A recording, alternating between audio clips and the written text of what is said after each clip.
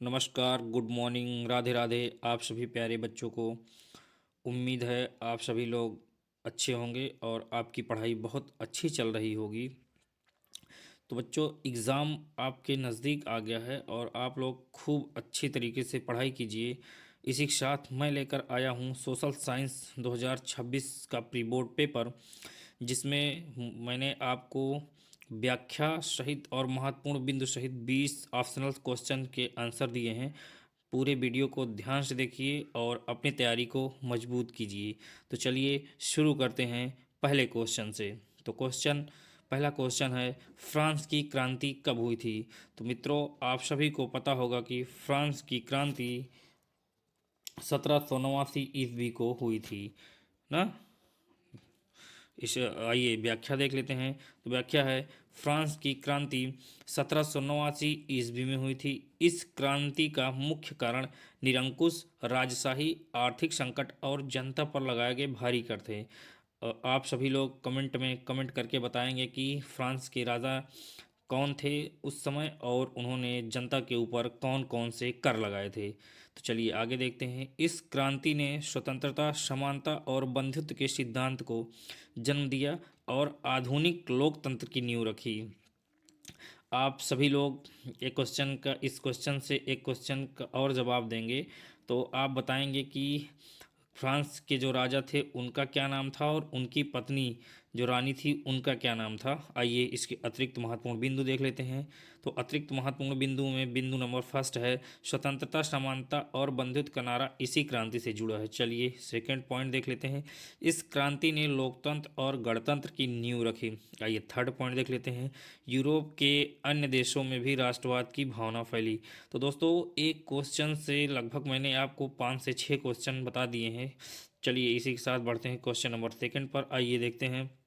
Question number second है आपका, Germany के एकीकरण का जनक कौन था? तो आप सभी को पता होगा कि जर्मनी के एकीकरण का जनक ऑटो वॉन बिस्मार्क को माना जाता है। ऑटो वॉन बिस्मार्क को माना जाता है और इसने जर्मनी में एकीकरण करके लोगों को एक एकत्रित किया था। आइए इसके बारे में व्याख्या देख लेते हैं। तो ऑटो वॉन बिस्मार्क प्रशा का चांसलर था, ठीक है। उसने रक्त और लोहे की नीति को अपनाकर छोटे छोटे जर्मन राज्यों को मिलाकर 1871 में जर्मनी का एकीकरण किया था। आइए इसके अतिरिक्त बिंदु को देख लेते हैं। तो अतिरिक्त बिंदु में बिंदु पहला है, बिस्मार्क ने रक्त और लोहे की नीति अपनाई।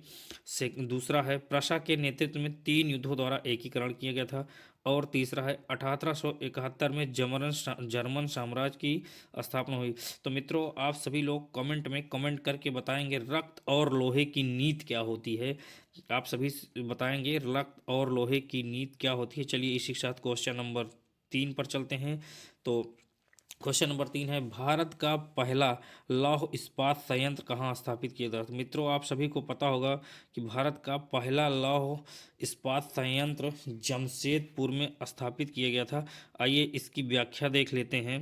तो व्याख्या है, भारत का पहला लौह इस्पात कारखाना Tata iron and steel company थी, जिसको हम लोग इंग्लिश में टिस्को भी कहते हैं, जिसकी स्थापना 1907 में जमशेदपुर झारखंड में की गई थी।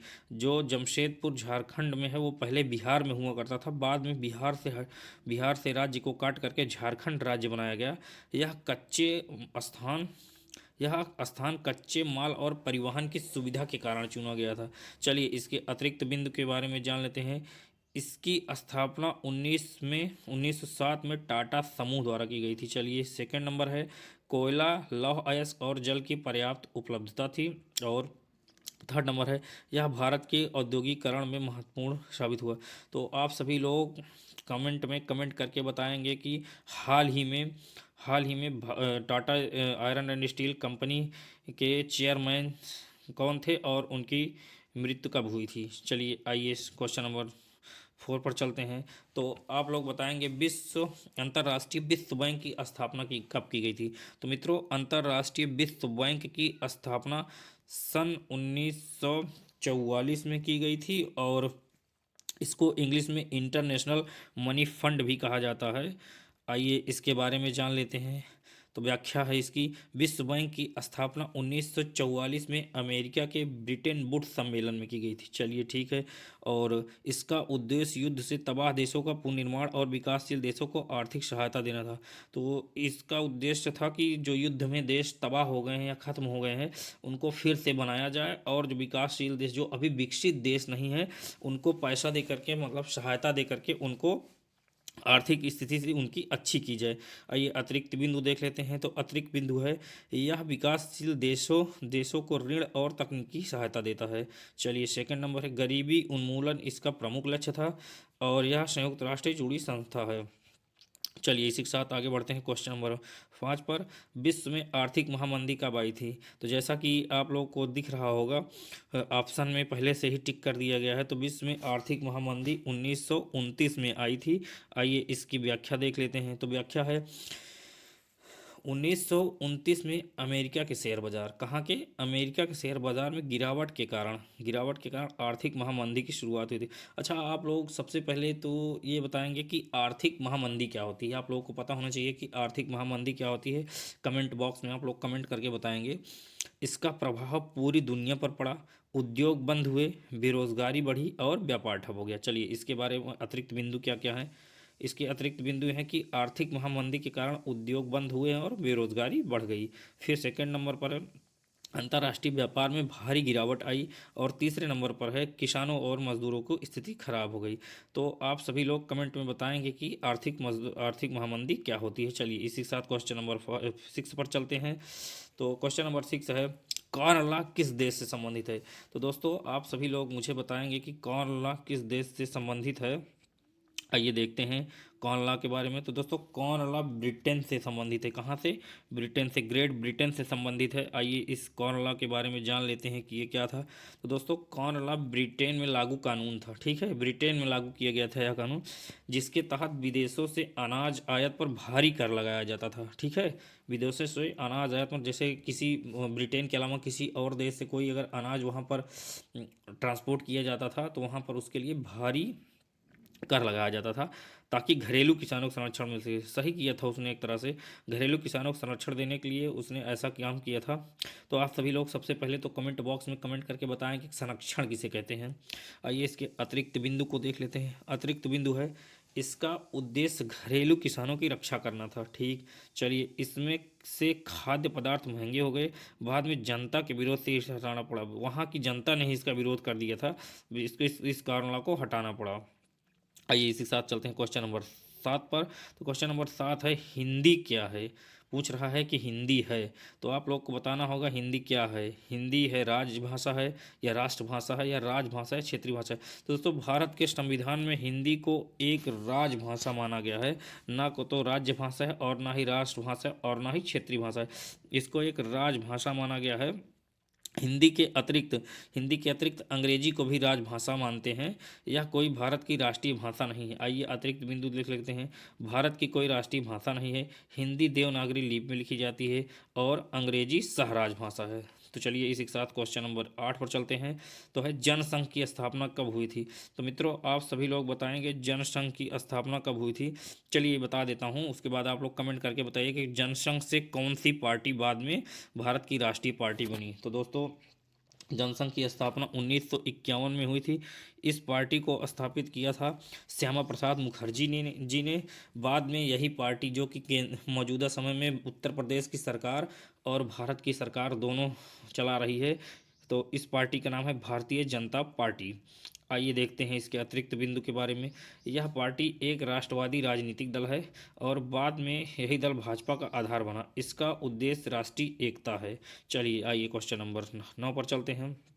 निम्न में से कौन लोकतंत्र से संबंधित नहीं है?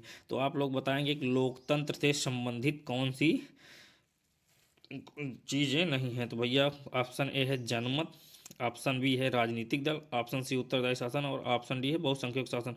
तो दोस्तों इस प्रश्न का उत्तर हो जाएगा, इस प्रश्न का उत्तर हो जाएगा बहुसंख्यकों का शासन। अगर बहुत सी लोग एक साथ शासन करेंगे तो वहाँ पर ना तो जनमत रह जाएगा, ना ही कोई राजनीतिक दल कार्य कर पाएगी, और जब बहुत सारे लोग शासन में रहेंगे तो कोई उत्तरदायी शासक नहीं होगा जो कि जनता के सवालों को जवाब दे सके। तो इसलिए इस प्रश्न का उत्तर हो जाएगा बहुसंख्यकों का शासन। आइए आइए इसकी व्याख्या देख लेते हैं। लोकतंत्र में केवल बहुमत का शासन नहीं होता है, बात तो सही है भाई, बहुमत का शासन नहीं होगा, बल्कि अल्पसंख्यकों के अधिकार, जवाबदेही और कानून का शासन भी जरूरी होता है। ठीक है, आइए इसके अतिरिक्त बिंदु देख लेते हैं। लोकतंत्र में समानता और न्याय जरूरी है। चलिए पॉइंट नंबर सेकंड है, सरकार जनता के प्रति उत्तरदायी होती है और कानून का शासन लोकतंत्र की विशेषता है। चलिए आइए इसी के साथ क्वेश्चन नंबर 10 पर चलते हैं। तो क्वेश्चन नंबर 10 है, भारत के संविधान में महिलाओं के लिए आरक्षण की व्यवस्था है। तो आप लोग को बताना है भारत के संविधान में महिलाओं के लिए आरक्षण की व्यवस्था कहाँ पर की गई है। लोकसभा में की गई है, या विधानसभा में की गई है, या राज्यसभा में की गई है, या स्थानीय संस्थाओं में की गई है। तो भैया भारत के संविधान में महिलाओं के लिए आरक्षण की व्यवस्था स्थानीय संस्थाओं में की गई है, जिसमें उन महिलाओं को 33% आरक्षण दिया जाता है। इसके अतिरिक्त बिंदु हैं, पंचायत और नगर निकाय में 33% आरक्षण। उद्देश्य इसका उद्देश्य महिला सशक्तिकरण है और इससे महिलाओं की भागीदारी बढ़ती है। आइए क्वेश्चन नंबर 11 पर चलते हैं। निम्न में से कौन सा आर्थिक विकास का लक्ष्य नहीं है। तो अब आप लोग बताएंगे कौन सा ऐसी चीज़ है जो आर्थिक विकास का लक्ष्य है, आर्थिक विकास का लक्ष्य है। तो ए रोजगार, बी उपभोग में वृद्धि, सी स्वतंत्रता, या डी इनमें से सभी। तो दोस्तों इस प्रश्न का उत्तर हो जाएगा इनमें से सभी, क्योंकि अगर रोजगार होगा और अगर आर्थिक विकास बढ़ाना है तो आपको रोज़गार देना होगा, रोज़गार और उपभोग में वृद्धि, सामानों का जो उपयोग होता है उसमें वृद्धि करनी होगी, और जो भी सामान बनाएंगे उसको बेचने के लिए आपको स्वतंत्र होना चाहिए। इससे आपको क्या कहते हैं, आर्थिक विकास में वृद्धि हो जाएगी। चलिए आइए इसकी व्याख्या देख लेते हैं। आर्थिक विकास का उद्देश्य रोजगार बढ़ाना, जीवन स्तर सुधारना, उपभोग में वृद्धि करना और लोगों को स्वतंत्रता देना है। तो इसी के साथ इसका ऑप्शन डी हो जाएगा सही। अतिरिक्त बिंदु हैं, रोजगार के अवसर बढ़ते हैं, शिक्षा और स्वास्थ्य में सुधार होता है, स्वतंत्रता और सामाजिक सुरक्षा मिलती है। आइए इसी के साथ आगे बढ़ते हैं क्वेश्चन नंबर 12 पर। तृतीयक क्षेत्र का व्यवसाय है। तो भाई सबसे पहले तो आप लोग कमेंट में मुझे प्राथमिक, द्वितीयक और तृतीयक तीनों क्षेत्रों के बारे में बताएंगे, उसके बाद मैं आपको व्यवसाय बता देता हूं। तो दोस्तों तृतीयक क्षेत्र का व्यवसाय बैंकिंग है और इसकी व्याख्या ये देख लेते हैं। तो व्याख्या हो जाएगी, तृतीयक क्षेत्र सेवा क्षेत्र होता है। ठीक है, तृतीयक क्षेत्र कौन सा क्षेत्र होता है, सेवा क्षेत्र होता है, जिसमें बैंकिंग, शिक्षा, स्वास्थ्य, परिवहन जैसी सेवाएं शामिल हैं। इसके अतिरिक्त बिंदु हैं, बैंकिंग, परिवहन, शिक्षा इसमें आते हैं, अर्थव्यवस्था को गति देता है, विकसित देशों में यह सबसे बड़ा क्षेत्र है। आइए इसी के साथ चलते हैं क्वेश्चन नंबर 13 पर। 13 है, निम्न में से कौन अनौपचारिक साख को नियंत्रित करता है। तो भाई बताएंगे कौन से अनौपचारिक साख को नियंत्रित करता है, और सबसे पहले तो आप कमेंट में बताएंगे कि अनौपचारिक साख क्या होता है, उसके बाद आपको आंसर मैं दे दे रहा हूँ, इनमें से कोई नहीं। तो अनौपचारिक साख को कोई नियंत्रित नहीं करता है। उसका कारण क्या है, आइए बताते हैं। उसका कारण यह है कि अगर आप किसी साहूकार से या किसी रिश्तेदार या मित्र से आप कोई पैसा लेते हैं तो उस पर वह व्यक्ति कितना भी ब्याज लगा करके आपको दे सकता है, और इस पर किसी संस्कारी संस्था का नियंत्रण नहीं होता है। आइए इसके अतिरिक्त बिंदु के जान लेते हैं। इस पर सरकारी नियंत्रण नहीं होता है, ब्याज दर अधिक होती है, गरीब लोग अधिक प्रभावित होते हैं। ठीक है, चलिए आइए क्वेश्चन नंबर 14 पर चलते हैं। निम्न में से कौन अंतर्राष्ट्रीय व्यापार का अवरोधक है। तो ऑप्शंस आपके हैं, आयात कर, घरेलू उद्योगों का संरक्षण, ऑप्शन सी ए और बी दोनों, और ऑप्शन डी इनमें से कोई नहीं। तो दोस्तों पीपीटी बनाने वाले भाई साहब ने इसमें क्या कर दिया है, एक ऑप्शन पर पहले ही आंसर लगा दिया है। तो चलिए मैं भी बता देता हूँ। तो अंतर्राष्ट्रीय व्यापार का अवरोधक ए और बी दोनों है, क्या कहते हैं, आयात कर होते हैं और घरेलू उद्योगों का संरक्षण होते हैं। आइए इसकी व्याख्या देख लेते हैं। तो व्याख्या है, सरकारें घरेलू उद्योगों की रक्षा के लिए व्यापार में बाधाएं लगाती रहती हैं। अतिरिक्त बिंदु है, आयात कर लगाया जाता है, विदेशी वस्तुएं महंगी हो जाती हैं, घरेलू उद्योगों को बढ़ावा मिलता है। आइए इसी के साथ चलते हैं क्वेश्चन नंबर 15 पर। तो क्वेश्चन नंबर 15 है, उपभोक्ता के शोषण का एक रूप है, एक मिलावटी वस्तु, बी अनुचित कीमत लेना, सी कम वजन तोलना, और डी इनमें सभी। तो भाई इस बार फिर से पीपीटी बनाने वाले साहब ने ऑप्शन पर आंसर लगा रखा है, तो मैं भी लगा देता हूँ इनमें से सभी।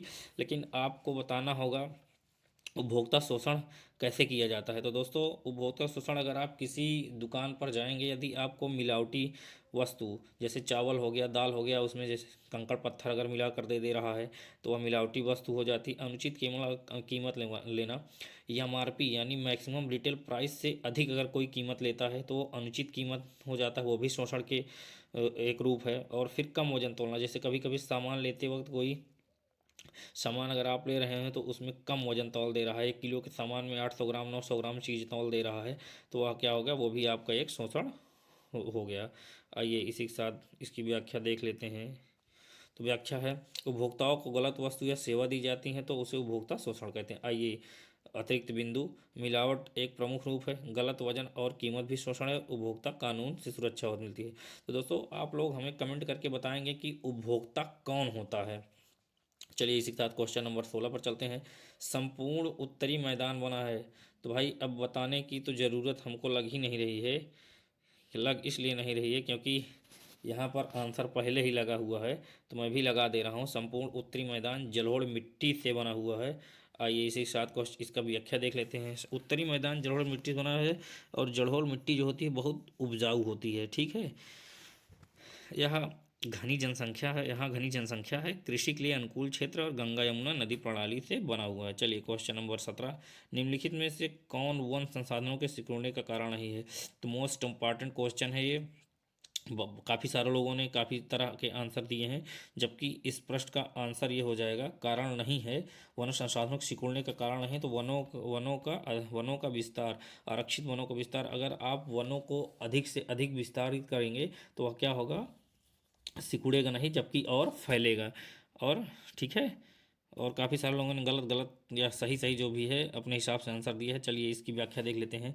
वनों का संरक्षण पर्यावरण संतुलन के लिए आवश्यक होता है। आइए इसके अतिरिक्त बिंदु देख लेते हैं। वन जो होते हैं वर्षा चक्र में वनों से वर्षा चक्र में सहायता मिलती है। वनों से जैव विविधता सुरक्षित रहती है और आरक्षित वनों को बचाते हैं। आइए क्वेश्चन नंबर 18 पर चलते हैं या 18 पर चलते हैं। दोस्तों मोस्ट इंपॉर्टेंट क्वेश्चन है, काफ़ी सारे लोगों को बहुत सारा कन्फ्यूज़न दे रहा है ये क्वेश्चन। तो लिखा हुआ है, निम्न में से भारत में रोपण फसल का उदाहरण नहीं है। दोस्तों, भारत में रोपण फसल का उदाहरण नहीं, ये बताना है। तो रोपण फसल के अंतर्गत धान आ जाता है, जिसका उदाहरण नहीं है। रोपण में आप गन्ना की रोपाई करते हैं, केला भी रोपाई करते हैं, कॉफ़ी भी रोपाई की जाती है, जबकि धान क्या है, धान धान एक खाद्यान्न फसल है और ये खरीफ की फसल है या रोपण की फसल में नहीं आता है। तो आइए इसके उत्तर को देख लेते हैं। रोपण फसलें वे फसलें हैं जो बड़े क्षेत्र में उगाई जाती हैं। अतिरिक्त बिंदु, चाय कॉफ़ी रबर उदाहरण है, अधिक श्रम की आवश्यकता होती है। धान रोपण फसल नहीं है। धान भारत की एक मुख्य खरीफ फसल है, इससे अधिक पानी और वर्षा की आवश्यकता होती है। धान से चावल प्राप्त होता है जो भारत का प्रमुख भोजन है। धान रोपण फसल नहीं बल्कि खाद्यान्न फसल है। इस क्वेश्चन को आप लोग याद कर लिए, आपके एग्जाम में पक्का आने वाला है ये प्रश्न, क्योंकि ये कन्फ्यूज़न वाला प्रश्न है, तो ये पक्का आ जाएगा। आइए क्वेश्चन नंबर 19, निम्नलिखित में से कौन खनिज उद्योग है। तो दोस्तों, खनिज उद्योग के बारे में आप लोगों को पता ही होगा। खनिज उद्योग वो उद्योग होते हैं जो जमीन के नीचे से निकाले जाते हैं। तो दोस्तों, पेट्रो रसायन उद्योग क्या होगा, खनिज उद्योग होगा। आइए देखते हैं खनिज उद्योग क्या होते हैं। तो आंसर है, खनिज उद्योग वो उद्योग होते हैं जो खनिजों पर निर्भर करते हैं, ठीक है। अतिरिक्त बिंदु में है, लोहा इस्पात उद्योग उदाहरण है, ये भारी उद्योग कहलाते हैं, देश के औद्योगिक विकास में सहायता होते हैं। इसी के साथ हम पहुंचते हैं लास्ट क्वेश्चन पर आपके। ये है लास्ट क्वेश्चन, जो 20वां क्वेश्चन है, स्वर्णिम चतुर्भुज योजना संबंधित है।